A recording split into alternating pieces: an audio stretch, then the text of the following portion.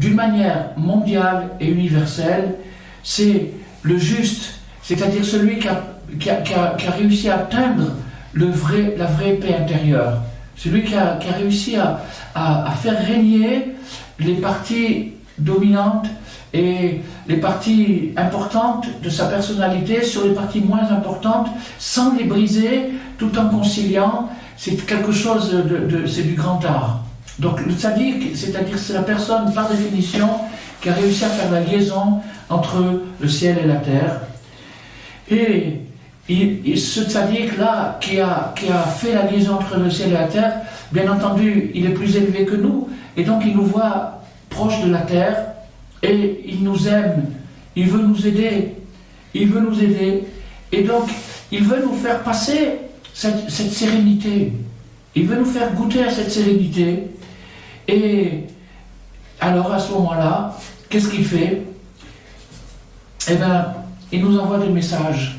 Il nous envoie des messages de paix. Des messages de paix, mais la paix n'est pas, encore une fois, c'est pas un truc diplomatique, c'est pas un truc qu'on obtient en camouflant des choses, etc.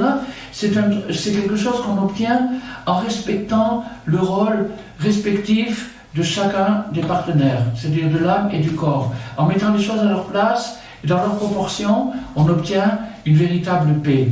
Alors, le tzaddik, c'est la personne, c'est par définition, si je veux définir le tzaddik, je dis, c'est la personne qui a trouvé la sérénité, la paix intérieure, et qui, dès l'instant où il l'a trouvée, n'a qu'un seul désir, c'est de la communiquer, de la faire passer aux autres. Pourquoi? Parce que le fait qu'il a obtenu une liaison avec ce qui est en haut, lui permet, plus il a réussi à obtenir une liaison avec ce qui est élevé, ce qui est en haut, plus il arrive à descendre bas pour des gens qui sont empêtrés complètement dans leur conflit intérieur, et leur donner un petit peu de shalom, un petit peu de paix.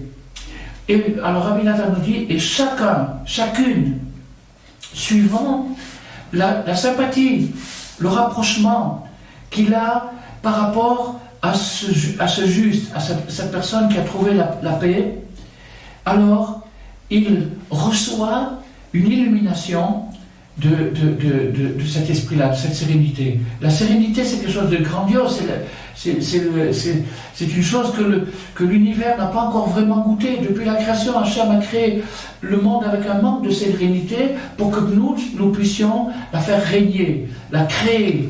Pour nous associer à la création, il nous a créés imparfaits dans un monde imparfait. Donc le monde étant imparfait, on n'a pas encore atteint la paix universelle, mais il y a des degrés.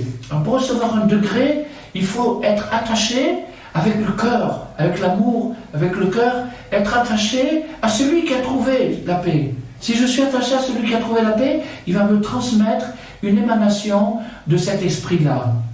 Et alors, et à ce moment-là, c'est ça qui va me guérir. C'est ça qui va me guérir de mes tensions, de mes conflits, de mes guerres intérieures.